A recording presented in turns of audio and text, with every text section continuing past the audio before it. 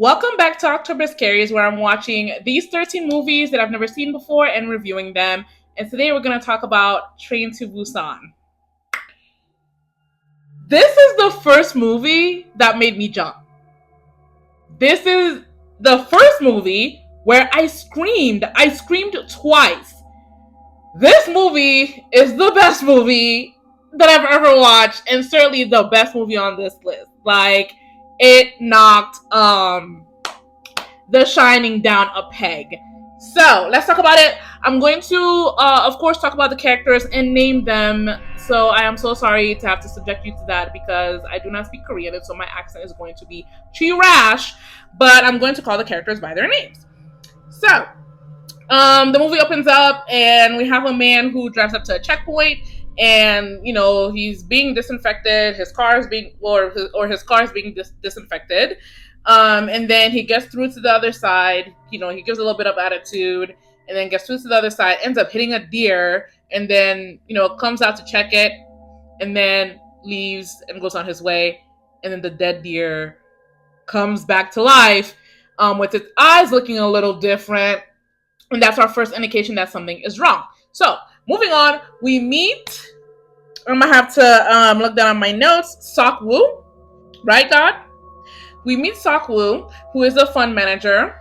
And the most interesting thing we learn about him is that he is a terrible father, because he asked his assistant, what do children like? And comes to find out, he's asking because he needs to get a gift for his daughter. And so he is a physically present but emotionally absent father who he just focuses more on his job and making money than really connecting with his daughter or making it to things like her recital or performance that she had at school. So he's got some growing to do. And so what the girl wants for her birthday is to go see her mama in Busan. And he's like, okay, we'll do that another time at the end of the week. She's like, nah, I want to go tomorrow. And he's guilted into going tomorrow because he got her a birthday gift that he got her earlier. The same gift, so he needs to make it up. And so he decides to take her to Busan tomorrow. And so they get on the train after seeing some weird stuff on the road. They get on the train, and then a woman runs into the train and is clearly sick, and then things pop off when that woman bites one of the train staff. Sok-woo starts off the movie very selfish. He literally tells his daughter, in this situation, once he realizes what's happening, and the daughter, she's a kid, and so she's helpful to people and nice, even as things are hitting the fan. He says, in this situation, with what's going on here, you need to look out for yourself, which I don't have a problem with. Considering she's so young, she does need to have that mindset. But where he takes it too far is when he's looking out for himself so much that he's willing to let people die.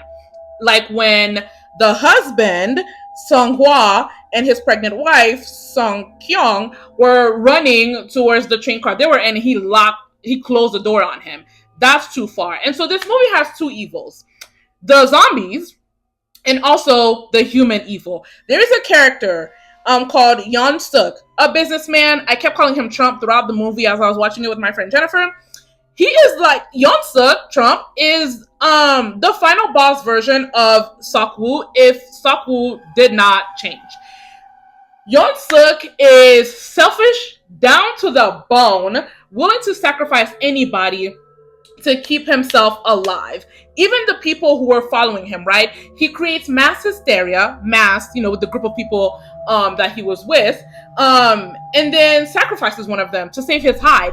When I saw that man did not die in once the zombies made it into that car, I was like, cockroaches. They'll survive a nuclear bomb. But we find out at the end that he's really just a scared little boy inside. Because when he turned, which took way too long, really, like they messed up their own lore for the plot, literally, but I'll forgive it. He was like, I just want to go home to my mom. And it made me wonder, considering what happened to Sok-woo when he turned, bitch, I screamed. When he was bitten, I screamed when he was bitten, I screamed when husband was bitten. Let me stay focused. Him saying all he wants is to see his mom, and then when Sok-woo changed and he was seeing when his daughter was born, it made me wonder if when people change, when they're bitten, do they flash back to a happy memory, to a comforting memory, as they're, changing and essentially dying? Like, who they were is leaving this earth. And so he's just a scared little boy inside. But there is this moment. Jennifer and I were talking about, like, the messages in this movie and the questions of, like, who are you at the end of the world, like when things get really, really tough, like tough beyond measure. Because one thing we notice is when the survivors, we'll call them, Saku's group, they made it through the horrors, they learned lessons such as, let's see, when it's dark, we can move. Like, they learned a lot from traveling, 5-7 cars to where the other people are. But those people who didn't have to go through anything, didn't have to struggle, like, yes, they're in a dangerous situation, but didn't have to survive by the skin of their teeth like the others had to. And so when the others make it, instead of being like, how did you make it? How did you get to be in the same place as us? They find them suspicious for being able to be in the same room as them. And so they miss out on valuable lessons by throwing them in prison, right? That suspicion of that thing of not seeing any value in people who had to work hard and struggle to make it, right? Because they make it into this room and they're bloody and disheveled and tired, and they get treated like pariah. Like, I understand being suspicious, like maybe they were bitten, but like they were literally talking on the side of the door. Like, the girl was on the phone with her friend. Do you believe any of those things? Do they look like they could use the phone? Like, let us use our brains. But no, that man, and the thing is, he was causing mass hysteria, and this is why I call him Trump. But he was fine, because there's a shot where the people are like, let's like lock them in, and they're tying ropes and essentially putting themselves in a prison. And that man, there's a close-up of him, and he's looking at the room where the others are locked at, and he looks like he feels a little, not bad, but like he knows what he's doing. He's not hysterical himself. He's just stoking it in other people. And so there's Husband as well, who, like, so heroic. So heroic. I also love the depiction of, or the depiction of the pregnant woman, Song Kyung. When they said, I think they have to see us, like, whatever, she immediately picked up a water bottle and some newspaper and like covered up the window. She wasn't helpless because she was pregnant. She was someone who just happened to be pregnant. And so, like, she was very active, girl. She was running, she was crawling on top of the baggage storage area. I really enjoyed her depiction. I did not want Husband to die. I felt like it was coming when he was giving Suk-woo like life lessons, like, oh, one day your daughter's gonna understand why you're doing all this for her. I was like, y'all better not. And then they did, and I was gutted.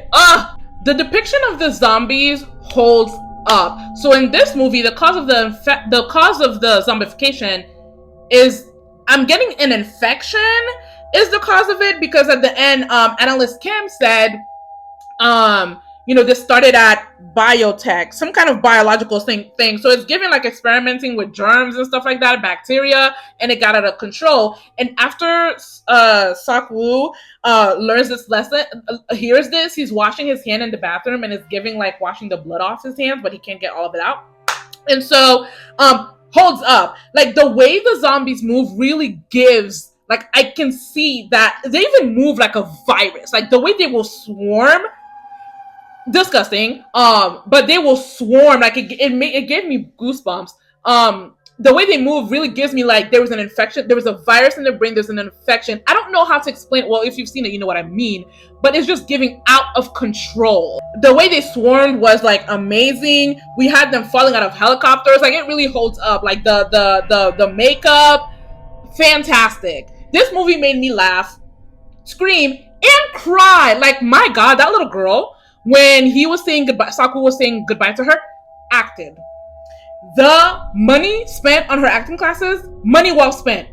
Absolutely fantastic. The depiction of the zombies was so good in this movie that this is the first zombie vehicle, like, creative endeavor that I've ever watched where I've been like, why are y'all even trying to survive? That scene where they were running towards the other train, Saku, his daughter, and the pregnant woman were running towards the train and the zombies were after. I'm like, y'all just give up.